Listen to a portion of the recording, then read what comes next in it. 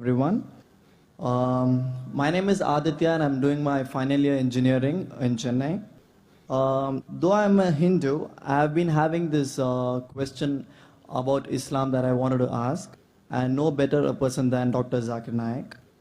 As you said in your speak many times, the Holy Quran was written 1400 years ago and is considered the most worthy and the latest revelation given by Allah. So I have two questions to you. Allah, who knows all, why didn't He give His best of revelation the first time itself to the first of messengers?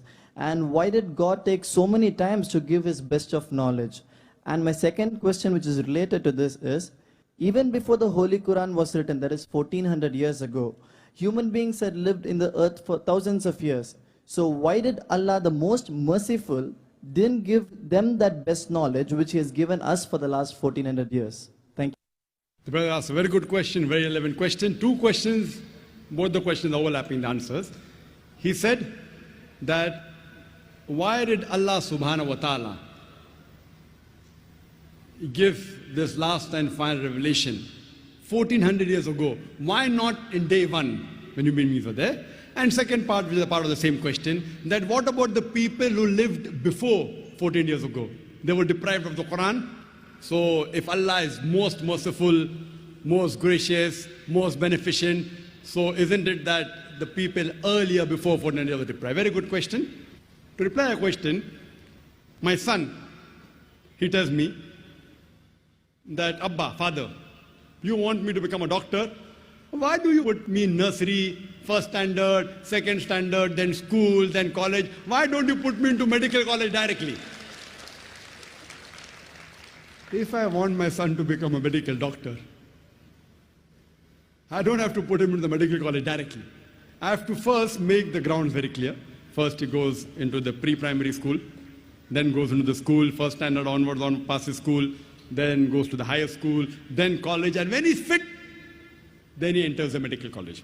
Similarly, Almighty God, who has knowledge of the unseen, has knowledge of everything, He even has knowledge of the human beings. So, it is mentioned in the Quran, in Surah Ra'd, chapter number 13, verse number 38, Allah says, لِكُلِّ أَجْلٍ كِتَابٍ, that we have sent a revelation in every age, in every period. By name, four are mentioned in the Quran: Torah, Zabur, Injil, and the Quran. But there were several revelations sent. The first revelation, Almighty God knew that the human beings had to develop. If He would have revealed the Quran at the first time, at the time of Adam, peace be upon him, He knew the human beings won't be able to grasp it.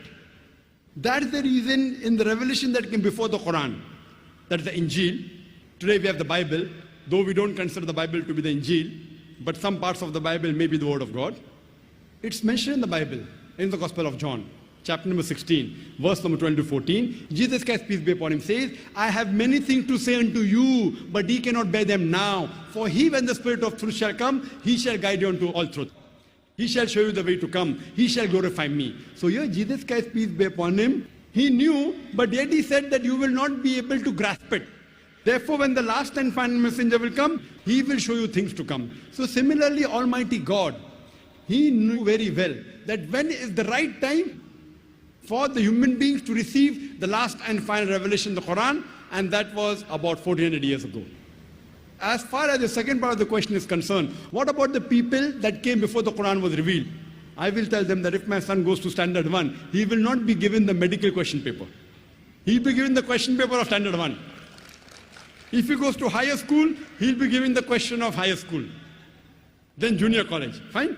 So similarly, the basic message of Almighty God in all the scriptures, in all the revelations, from the first revelation till the last revelation, Quran was the same, that you have to believe in one God, that you have to worship Him and no one else. So all the messengers, right from the first messenger, Adam, peace be upon him, right down to Noah, Abraham, Moses, Jesus, Muhammad, peace be upon them all of them taught the basic message of oneness of God and about Tawheed.